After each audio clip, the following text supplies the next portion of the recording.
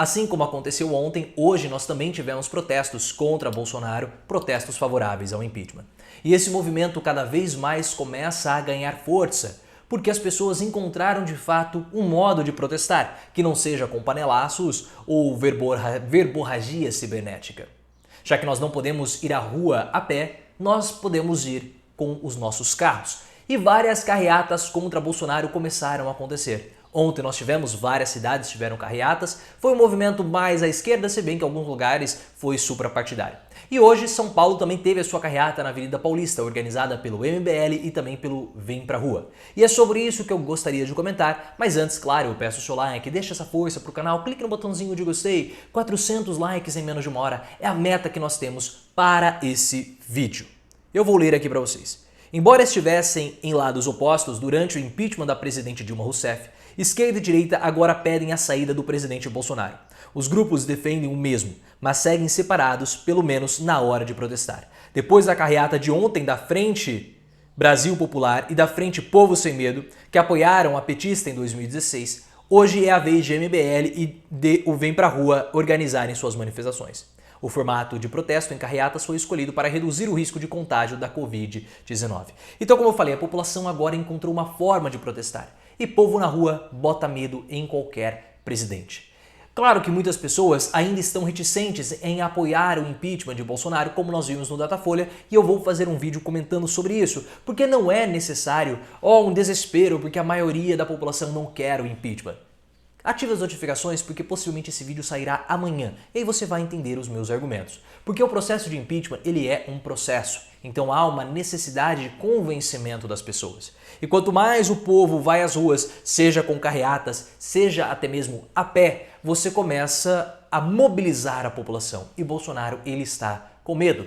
Porque existe uma espécie de lacre que impede que um processo de impeachment seja aberto. Você chega no limite daquele lacre e depois volta. Você chega e depois volta. Mas em um determinado momento, aquele lacre ele estoura e você não consegue mais conter um movimento de impeachment. O movimento do impeachment hoje ele está muito mais forte do que em qualquer período do governo Bolsonaro. Em qualquer período. E quanto mais nós começamos a falar sobre impeachment, quanto mais as pessoas começam a ir para as ruas, podem ser em carros ou fazendo até mesmo panelaços, mais os jornais precisam noticiar o impeachment de Bolsonaro. Então, a palavra impeachment, o processo de impeachment começa a dominar o cotidiano das pessoas e começa também a ser discutido pela sociedade.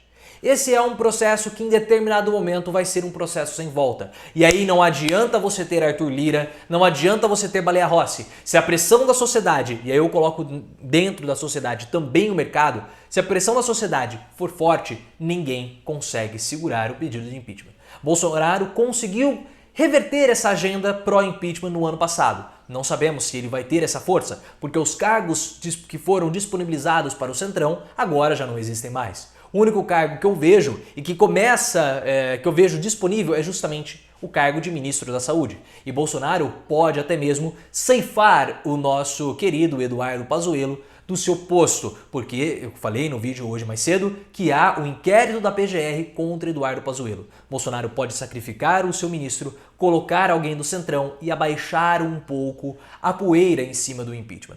E ele também já começou a negociar cargos com o Centrão na Casa Civil e também no Ministério da Economia, o Ministério de Paulo Guedes. A situação está complicada, já há uma discussão dentro do Palácio do Planalto a respeito do impeachment, a movimentação da comunicação de Bolsonaro também já começou para retardar ou reduzir os impactos do impeachment, porque há uma situação bastante incômoda para o presidente. Se continuar nessa toada, o impeachment vai fazer parte do cotidiano do brasileiro, da mesma forma que a pandemia começou a fazer parte desde o seu início.